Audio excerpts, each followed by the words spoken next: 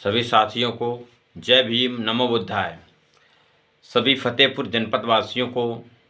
सादर अवगत कराना है कि बोधिसत्व बाबा साहब डॉक्टर भीमराव अंबेडकर के राजनीतिक सामाजिक गुरु महात्मा ज्योतिबा फूले की जयंती 11 अप्रैल को फतेहपुर के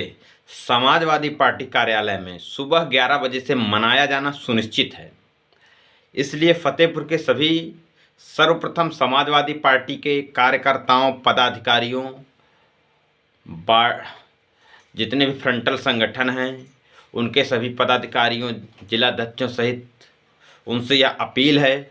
कि 11 अप्रैल को महामना ज्योतिबा फूले की जयंती में समाजवादी पार्टी कार्यालय में उपस्थित हों और समाजवादी बाबा साहब अंबेडकर वाहिनी के जितने भी पदाधिकारी हैं, फतेहपुर की जिला बॉडी से लेकर के विधानसभा और ब्लॉक स्तर तक के जितने भी कार्यकर्ता पदाधिकारी हैं, उन लोगों से भी विनम्र अनुरोध है कि ज्योतिबा फूले की जयंती में आएँ। उसके साथ साथ फतेहपुर के जितने बौद्धिक वैचारिक साथी हैं, जो लोग वर्तमान समय में ये समझ रहे हैं कि बहुजन महापुरुषों की विचारधारा से 2024 लोकसभा का चुनाव लड़ा जाना चाहिए, जिसमें से समाजवादी पार्टी पीडीए के रूप में चुनाव लड़ रही है। जीतेगा पीडीए, हारेगा एनडीए, एक जो स्लोगन है, और सारे वैचारिक लोग भी इस आशा और उम्मीद से हैं कि भारतीय जनता पार्टी को यदि हराना है तो बहुजन महापुरुषों की विचारधारा से हराया जा सकता है। जो ऐसे भी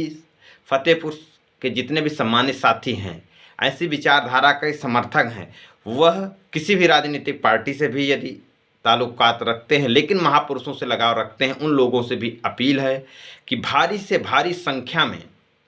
11 अप्रैल को उपस्थित हों और अपनी बहुजन महापुरुषों की बहुजन विचारधारा की ताकत को दिखाने का काम करें। उसके साथ साथ मैं यह भी अवगत कराना चाहूँगा कि 14 अप्रैल को बोधिसत्व